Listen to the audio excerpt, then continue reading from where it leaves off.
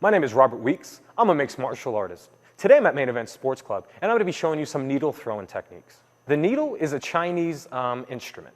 The needle is actually used as part of clothing, as a part of a women's garment, their hair, pinups. Also used for armor. It was also used for cattle and farming needs. So just like all martial arts weapons, they were first used as farm equipment. The needle could stack items, it could pin various different things together. But what they noticed is that the needle, if put with a proper counterweight, could actually be used as a throwing weapon. Now, obviously, with the use of firearms today, we can see the importance to throw an object without actually having anybody within a 3 to 10 foot space near you, which obviously protects you while still risking their life without any damage to yourself. When going to throw your needle, there's only really a few different ways to throw a needle correctly. You're going to want to make sure that you have firm position between your forefinger and your thumb of your needle. Allowing this to rest kind of firmly in the center of your thumb, but very loose in between your thumb and your forefinger is very important for an accurate throw. Almost like throwing darts in a regular dart game, you have to be very hand-eye coordinated. You have to know and see at all times what you're throwing at.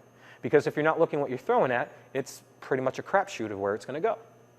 So the ability of learning how to properly hold the needle between the thumb and the forefinger is very important. As you hold your thumb and forefinger together, you want to make sure that the needle has an ability to sit out almost above itself, where you see my finger goes off in one direction, my thumb in another direction, and the needle sitting up there in the center.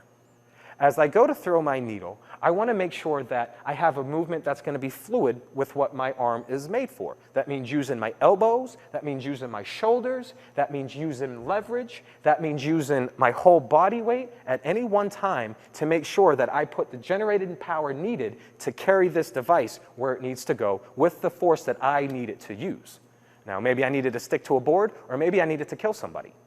Now, when allowing yourself proper room, you want to make sure you're loose at the knees, you're not too stiff, and you also want to make sure that your eyes are on the target at all time. It's very important. Well, as you throw this star, there's many different techniques you can use. You can use the backhanded motion, which creates a lot of generated power from your triceps and your back rear delt. You can use the overhand baseball throw, a pitcher's throw, which looks like a baseball pitcher, which will come from across the shoulder and will actually be let go right before the arm makes it in front of the face. You have the underarm throw, which is literally from your front deltoids that comes up in front of you, and you flick your wrist in order to generate the accuracy for the throw. You have to practice each one of these over 1,000 times, let's say over 1,000 times in a week. If you practice this over 1,000 times in a week, you will start becoming very good in a matter of months, and you will become a master in a matter of years. And those are some needle throwing techniques. See you guys next time.